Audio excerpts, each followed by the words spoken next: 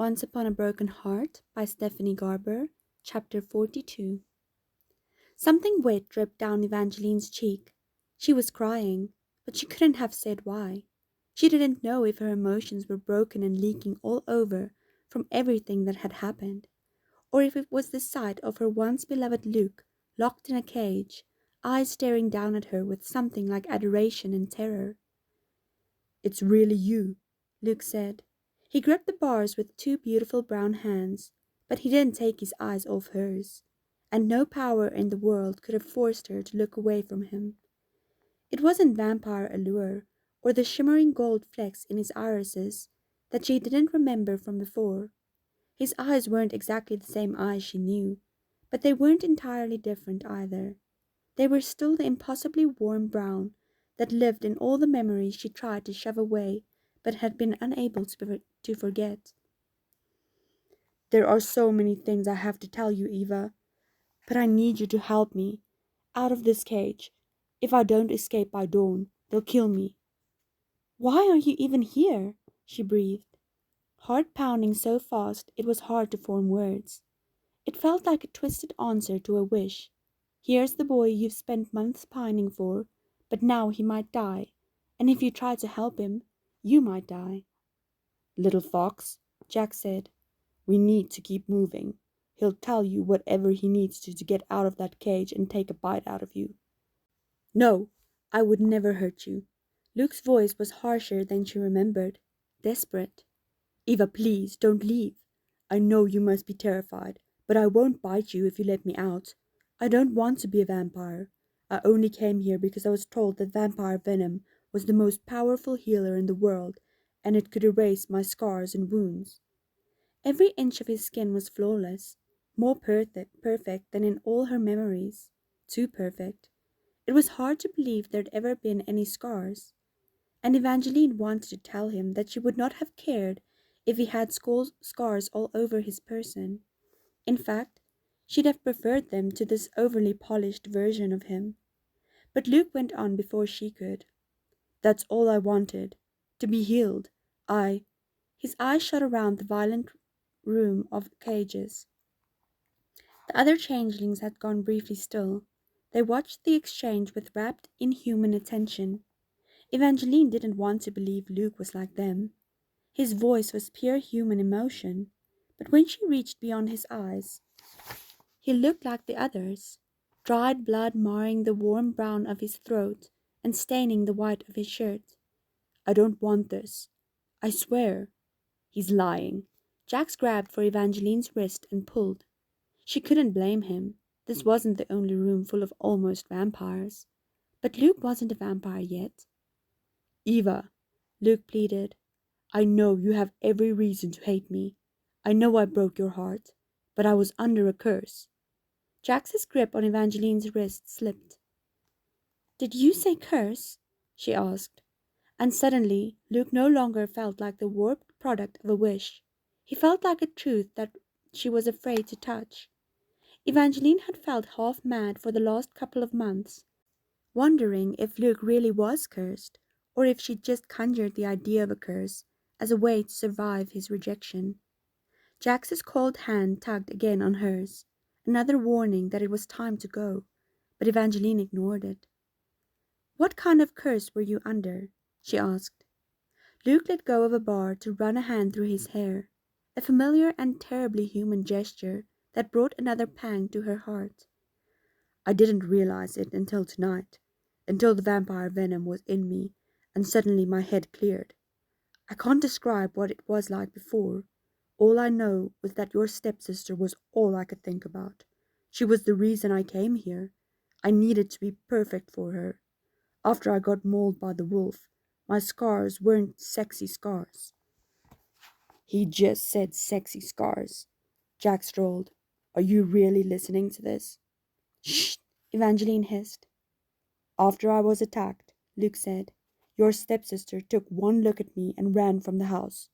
I tried visiting her when my injuries had improved, but she wouldn't even answer the door. I tried writing, but she wouldn't reply to my letters. She told me it was the other way around." A resentful shake of his head. "She's a liar. If Marisol had written me, I couldn't have ignored her letters, even if I'd wanted to. She made me desperate to do anything to have her. I was obsessed. It started the same day that I proposed to her. I'd come to the house to see you, but Marisol was the one to greet me.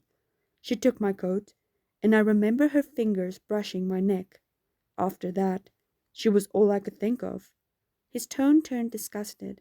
It was just as Evangeline had believed. She hadn't been delusional or desperate. Luke had only abandoned her and asked Marisol to marry him because he'd been cursed. The only thing she'd been wrong about was who had cast the spell. It wasn't her stepmother. It was Marisol. Evangeline felt as if she'd been punched in her stomach. She thought Marisol was another victim, an innocent, the one she'd needed to make amends to. All this time, Evangeline had been feeling so guilty over ruining Marisol's life. But if this was true, then Marisol had upended Evangeline's life first. She didn't want to jump too quickly to conclusions, but she'd seen her stepsister's spell book. She'd been warned by Jax, the papers, and now by Luke, who never even knew that Evangeline thought he was cursed. When I was bitten tonight, it felt like the first time in months I could freely think. Luke's eyes shone as he looked down on her. I finally felt like myself again, but then I was being dragged into this cage, and now I'll never leave it alive unless you help me. If you're scared, you don't have to unlock it. Just hand me one of those weapons from the wall, and I can break the lock myself. Then I'll prove to you that I don't want to be a vampire. All I want is you, Eva. Don't even consider it, Jack said. But she stared at Luke once more through the bars. I can't leave him like this. Evangeline, look at me. Jax cupped her cheeks with his cold hands and met her eyes with a brutal stare, as if he could break the spell that Luke had put her under. She wasn't under any vampire allure. She wasn't sure if a part of her still loved Luke. Her feelings were such a jumbled and chaotic mess. Right now, she primarily felt the need to survive. Love felt like a distant luxury. But she couldn't walk away from Luke and leave him here to die. He was a victim in all of this. He was the one put under a spell, then turned to stone, attacked by a wolf, and now put in a cage. This is partly my fault, she whispered to Jax. No, it's not. I already told you. I had nothing to do with the wolf. Jax spoke quietly, yet firmly. But even if Jax was telling the truth, that didn't change what she needed to do. She pulled free of his hands. What happened next was a strange blur. Evangeline still wanted to think she wasn't under a spell, but maybe she was a little entranced, and not by vampire lure. She was feeling the return of her hope. Evangeline knew that Luke could never go back to being the boy he was, and she'd stop being the girl she was. That girl would have believed that seeing Luke again meant that something wonderful would happen, that they receive a happy ending after all. But all this meeting guaranteed was that they would have a different ending. What sort of ending still had to be determined, but it would certainly be better than this. Even if Luke wasn't her happily ever after, she couldn't let their story finish there, with him in this cage and her running away. Evangeline found a blue short sword on the wall with a heavy hilt and a polished blade. It looked strong enough to break a lock, but it wasn't too heavy for her to lift. Other changelings had cried out, asking for weapons and promising all sorts of things in exchange. They'd started battling with their cages again, filling the dining room with a cacophony of violent sounds as Evangeline climbed up onto a chair and used both hands to lift the sword above her head. Luke grabbed the blade, not caring that it sliced into his hands. Thank you, Eva. He smiled, but it wasn't the crooked boyish grin that she'd fallen in love with. It was lips pulling back over sharp white fangs that were growing longer. We're leaving now. Jax took her hand, urging her down from the chair and propelling her into motion. A crash sounded, making her trip over her feet as she started to run. Luke had already broken the lock with the hilt of the weapon. The door to the cage dangled open. He was loose and feral and the worst mistake she had ever made. Sorry, Eva. Luke leaped to the ground in a graceful arch, bared his fangs and lunged for her. Jack shoved her out of the way before she could move. Lightning fast, he darted in front of her like a shield. Luke didn't have time to switch course, and his teeth clamped onto Jax's neck with a sickening tear. No! Evangeline screamed and scrambled for the dropped sword she'd given Luke. The weapon felt heavier than it had been moments ago, but it didn't seem necessary. In the time it took her to grab the sword, Jax had taken Luke's head between his hands, and with one sharp twist, he broke Luke's neck. The captives above all booed and hissed as Evangeline's first love fell to the ground. You, you, you killed him, she stammered. He bit me, Jack snarled, gold-flecked blood dripping from the wound at his throat. I wish I'd killed him, but I didn't. He's a full-fledged vampire now. The only way to permanently kill one of them is to cut off its head or shove a wooden stake through its heart. Jax reached for the sword in Evangeline's hands. She clutched the weapon tighter. A part of her knew she should have let it go. Luke was not her Luke anymore. He'd bitten Jax, and he would have bitten her. But Luke hadn't killed Jax. I won't let you end his life, Evangeline said. Luke is the first boy I loved, and I'm not responsible for his choices. But this wouldn't have happened if it weren't for me. Let him live, and I'll leave without any more stops or arguments. She dropped the sword and reached for Jax's hand. He recoiled, not letting her touch him. But he didn't argue. He didn't say anything at all.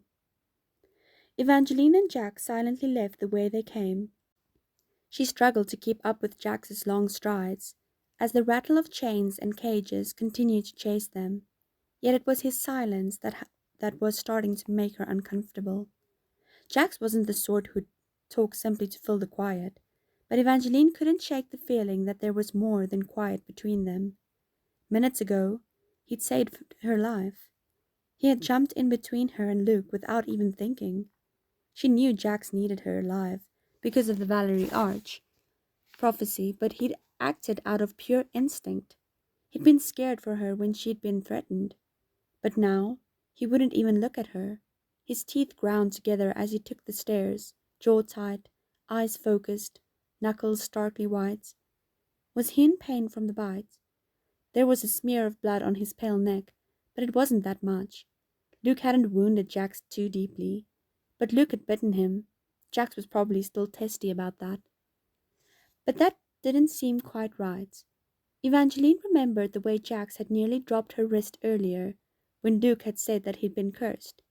Jax had been thrown off kilter then. Had he been surprised to learn that Luke had truly been under a spell? Or had it been something else? Had Jax been unsettled that Evangeline had finally learned the truth about Luke? Luke had said Marisol cursed him, but what if she hadn't achieved it on her own? Evangeline felt a sudden wave of sick on the top of everything else. Did you curse him? Evangeline asked. Did you make a deal with Marisol and put a spell on Luke so that— You can stop right there, Jax cut in. I already told you what I think about your stepsister. I did not make a deal with her, and I never will. Then why were you so alarmed when Luke revealed he'd been under a spell? It was terrible timing, and you have absolutely no sense when it comes to him. Jax all but growled, jaw clenching in between his words. For most people, I'm the worst thing that can happen to them, but not you. It's as if you want that boy to destroy you, and he's only human, or he was until you helped him change. Evangeline wanted to argue. She didn't care that Jax was clearly right about Luke and that she actually believed him about not having made a deal with Marisol, which gave her an unexpected feeling of relief. But Jax still didn't have to be so cruel about it just because she couldn't shut off her feelings the way he could. She knew there were downsides to feeling deeply. It could get in the way of logic and reason, but shutting off emotions was just as treacherous. Evangeline took her frustrations out on the stairs, quickening her pace to pass Jax as they took another flight. They'd finally reached the levels where shackles no longer clung to the walls, and Evangeline could no longer hear the desperate sounds of vampire changings. And yet, she still felt the occasional bite of heat at her throat. Usually, it hovered right over her pulse, but just then She felt it on the back of her neck. She quickly took another set of steps and reached a well-lit landing, where at last she saw the glowing doorway that would take them outside. But the burn at the back of her neck was becoming impossible to ignore. And why couldn't she hear Jax anymore? Jax? Evangeline broke off as she turned. Jax was so close. Too close. Whisper close. She should have heard him right behind her, but he was eerily silent, and his appearance, it had changed. Your hair! The blue was gone. It was gold once more, shimmering and brilliant and absolutely magnificent. She shouldn't have stared. Staring at Jax was never a good idea. But it was impossible to pull her gaze away. His skin was flushed with color, and his eyes were brighter as well, a radiant sapphire blue. He looked part angel, part fallen star, and completely devastating. Evangeline, stop looking at me like that. You're making this much more difficult. Jack spoke between clenched teeth, but she still caught a glimpse of his sharpened incisors, which now looked startlingly like fangs. There are two different types of vampire bites, Chaos had said. We can bite a human merely to feed from them, or we can infect our bites with vampire venom to turn a human into a vampire. She sucked in a sharp breath. Luke hadn't just bitten Jax to feed. He infected you with venom.